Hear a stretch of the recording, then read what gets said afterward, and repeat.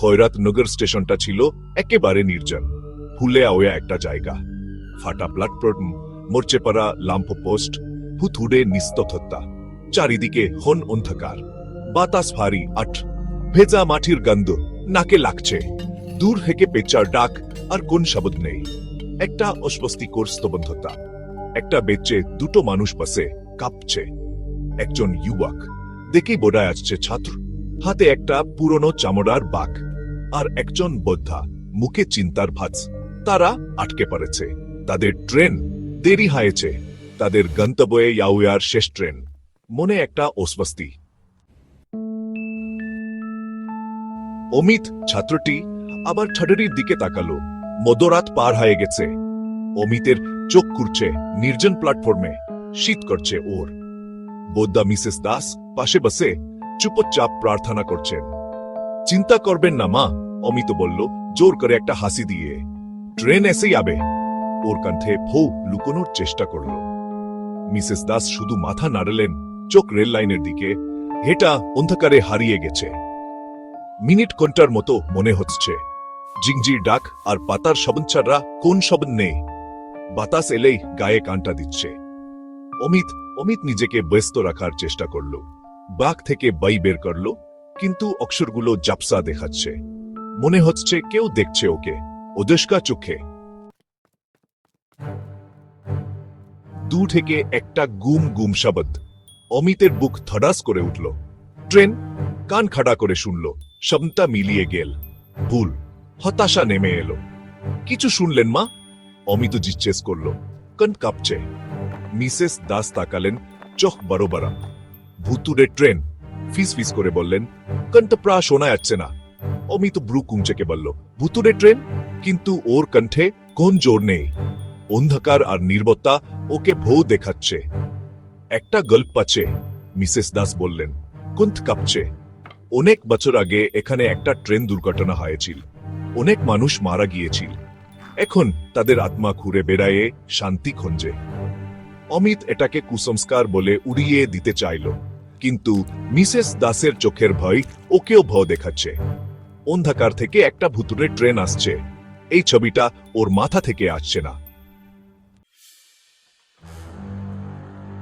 অমিত এই গল্পটা আগে শুনেছে।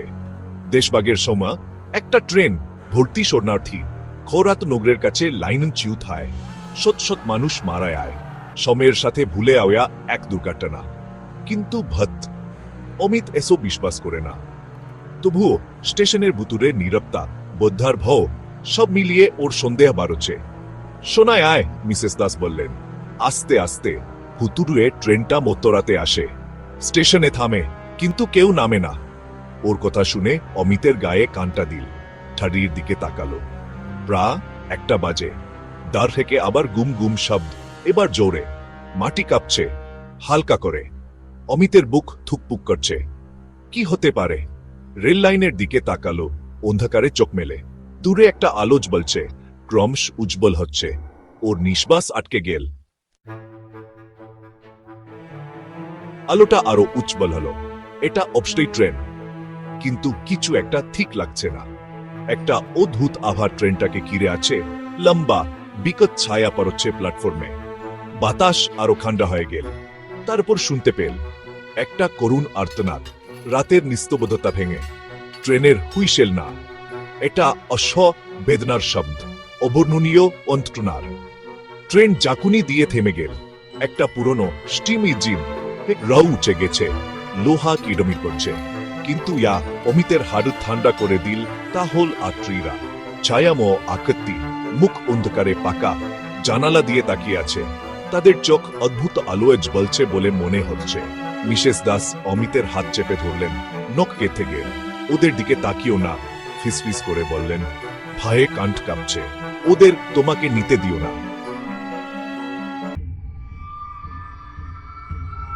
অমিত চোখ ফিরিয়ে নিতে চাইল, পালিয়ে যেতে চাইল, কিন্তু পারল না। ভয়ে স্তব্ধ হয়ে গেল। ট্রেনটা লাইনে দাঁড়িয়ে আছে। জিন হিস হিস শব্দ করছে। আর্তনাদ জোরে হচ্ছে। মনে হচ্ছে বাতাস দুঃখ আর হতাশায় ভরে গেছে। ট্রেনের একটা আকৃতি ওর দিকে মুখ ফিরাল। চিন্ডে আওয়া শাড়ি পরা এক মহিলা, মুখ ফ্যাকাশে আর কষ। তার চোখ দুটো জ্বলন্ত অঙ্গার অমিতের চোখে আটকে গেল। অনুভব করতে পারল কবর থেকে একটা ঠান্ডা হাত ওর দিকে বাড়ছে। অমিত চোখ ফিরিয়ে নিল। ওকে এখান থেকে পালিয়ে যেতে হবে। মিসেস দাসের হাত টান দিল। আমাদের যেতে হবে, চিৎকার করে বলল। ভয়ে কান বেসুরো, কিন্তু বোদ্ধা স্তব্ধ হয়ে বসে আছেন। চোখ বড় বড়, সারা শরীর কাঁপছে। হুতুরে আকৃতিগুলো ট্রেন থেকে নামতে শুরু করল। তাদের আর্তনাদ বাতাস ভরে গেল। অমিতের গায়ে কানটা দিল। ও জানে ওকে তাড়াতাড়ি কিছু করতে হবে। ওকে নিতে দেওয়া যাবে না। হঠাৎ অমিতের মধ্যে শক্তি ফিরে আসল। মিসেস দাসের হাত ধরে টেনে তুল। চলুন মা, পালান, চিৎকার করে বল টেনে নিয়ে গেল। প্ল্যাটফর্ম পার হল। বুক খুকপুক করছে। আকৃতিগুলো কাছে আসছে, তাদের ঠান্ডা আর্ড হাত বাড়িয়ে। অমিত তাদের বরফ ঠান্ডা শ্বাস কাড়ে অনুভব করতে পারল। তাদের আর্তনাদ কানে প্রতিধ্বনিত হচ্ছে। পিছনে তাকিয়ে দেখল আকৃতিগুলো জাপসা হয়ে আসছে, প্রায় অদৃশ্য হয়ে আসছে স্টেশনের ম্লান আলোয়। বুঝতে পারল ওরা প্ল্যাটফর্ম ছাড়তে পারবে না। ওরা আটকে আছে স্টেশনে, তাদের মর্মান্তিক মৃত্যুর জায়গায়। মিসেস দাসকে প্ল্যাটফর্মের প্রান্তে ঠেলে দিল অন্ধকারের দিকে। আর একটু, হাঁপাতে হাঁপাতে বল, বুকের ব্যথা অগ্রাহ্য করে। প্ল্যাটফর্ম থেকে নেমে জুপের মধ্যে তুকে পারল রেল লাইন থেকে দূরে সরে গেল। অতক্ষ না পারল, দত দুড়াতে থেমে না। একটা বড় বটগাছের তলায় পারে গেল।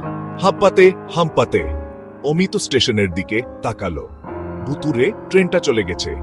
আকৃতিগুলো মিলিয়ে গেছে, শুধু জিঞ্জির ডাক আর পাতার শব্দ। ভুতুরে ট্রেনের কান ফাটানো শব্দের পর নীরবতা ববির করে দিচ্ছে। মিসেস দাসের দিকে তাকালো। ফাঁকাশে আর ভীত, কিন্তু জীবিত। অমিত তাদের উভয়কে বাঁচিয়েছে। ভুতুরে ট্রেনের সামনে দাঁড়িয়ে জীবিত ফিরেছে। সূর্যের প্রথম কিরণ অন্ধকার ভেদ করে আকাশ রঙিন করে তুল।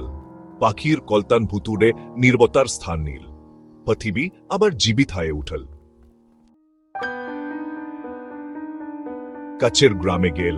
কাপড় চিকড়ে গেছে, মুখ মাটি আর ভয়ে লেপটে আছে। তাদের গল্প বলল, কিন্তু কেউ বিশ্বাস করল না। তাদেরকে ক্লান্ত ভ্রমণকারী বলে উড়িয়ে দিল। ইয়াদের মন তাদের সাথে ছলনা করছে। অমিত জানে ও কি দেখেছে, ও জানে ও কি শুনেছে। ভুতুড়ে ট্রেন, আর্তনাদ, জানালায় মহিলার জ্বলন্ত চোখ, সব ওর সম্মতিতে আঁকা হয়ে আছে। সেই দিন গ্রাম ছেড়ে চলে গেল, কিন্তু অভিজ্ঞতা ওর সাথে থেকে গেল। ভো থেকে গেল। সেই রাতের স্মৃতি হিসেবে এখন ও অতি প্রকটের সামনে দাঁড়িয়েছিল। ভুতুড়ে ট্রেনের স্মৃতি বয়ে বেড়াল। খোরাতো নগর স্টেশনে ঘটে আওয়া দুর্ঘটনার স্মৃতি। স্টেশনটা থেকে গেল নীরব প্রহরী হিসেবে সময়ের গর্ভে হারিয়ে আওয়া এক দুর্ঘটনার প্রমাণ। আর বছর গড়িয়ে আওয়ার সাথে সাথে ভুতুড়ে ট্রেনের গল্প বাতাসে গুচ্ছন ধরে রেখেছে, হারিয়ে আওয়া আত্মা আর ওহসের স্মৃতি হিসেবে।